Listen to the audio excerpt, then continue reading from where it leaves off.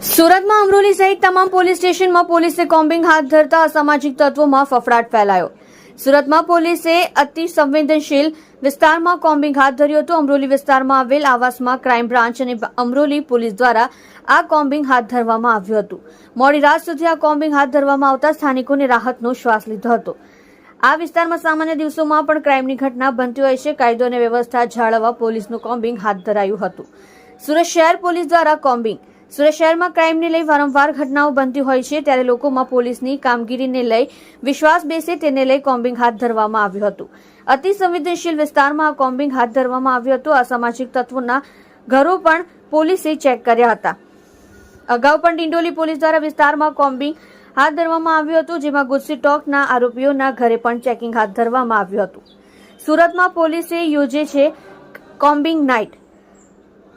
સુરતમાં અલગ અલગ પોલીસ સ્ટેશન વિસ્તારમાં પોલીસ કોમ્બિંગ નાઇટ યોજતી હોય છે. આ કોમ્બિંગ નાઇટમાં પોલીસની સાથે એસઓજી અને ક્રાઇમ બ્રાન્ચ પણ જોડાતી હોય છે. પોલીસ દ્વારા કોમ્બિંગ એટલે કરવામાં આવતું હોય છે કે લોકોમાં એક વિશ્વાસ બેસે કે પોલીસ કામગીરી કરે છે અને અસામાજિક તત્વો સામે પગલાં ભરે છે.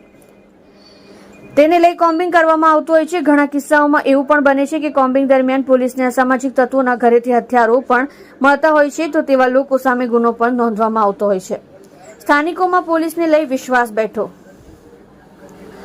સુરત પોલીસ દ્વારા માથાભારે ઇસમોની શિક્ષા આપવામાં, તેમને સબક શીખવાડવામાં અને ગુનાખોરી ડામવા શસ્ત્ર બનાવે છે, કારણ કે રાજ્યના મોટાભાગના શહેરોમાં માથાભારે શખ્સો સામે ગુજસી ટોક હેઠળ ગુના દાખલ કરવામાં આવ્યા છે અને હાલ સુરતમાં વધતા ક્રાઇમ રેટને ઘટાડવા, પોતાની છબી સુધારવા સુરત પોલીસ એક્શનમાં જોવા મળી રહી છે.